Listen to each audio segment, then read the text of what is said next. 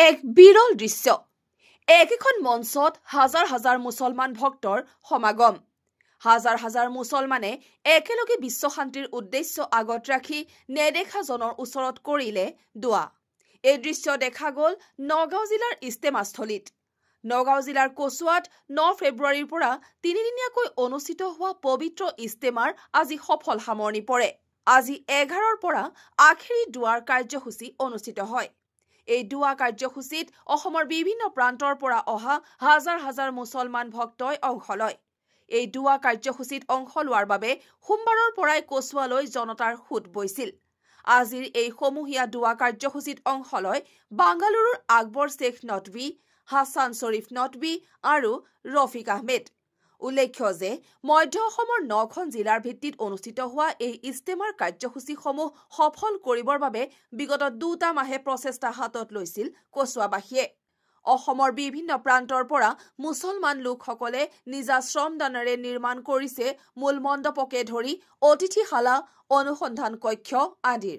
আজিৰ আখেৰী দুৱাৰ পিছতে হুকাকুল পৰিৱেশৰ মাজেৰে নিজ নিজ গৃহলৈ যাত্ৰা কৰে কি কম মানে খুব ভাল অনুভৱ প্ৰথমতে হসাকে আমি এই বিশ্বব্ৰহ্মাণ্ড সৃষ্টিকৰ্তা যিজন পালক পৰম কৰুণাময় আল্লাহ হসাকে লাখ লাখ কোটি কোটি শুক্ৰিয়া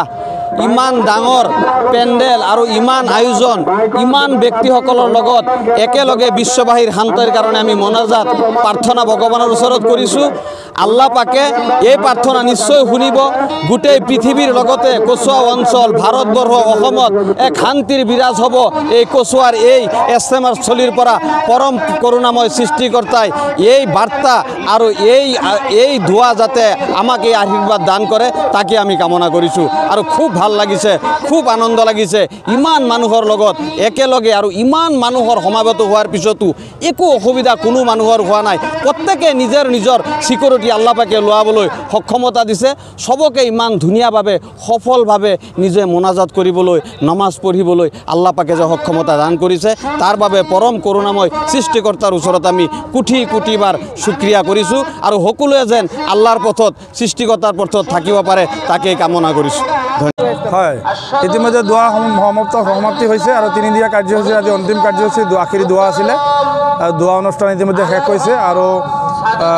সকলো ধৰ্মপ্ৰাণ ৰাইজ এতিয়া গৰাগৰি হ'ব ওলাইছে কচুৱাৰ অলিয়ে গলিয়ে লাখ লাখ আমি অনুমান কৰাতকৈ আৰু বহুত বেছি প্ৰায়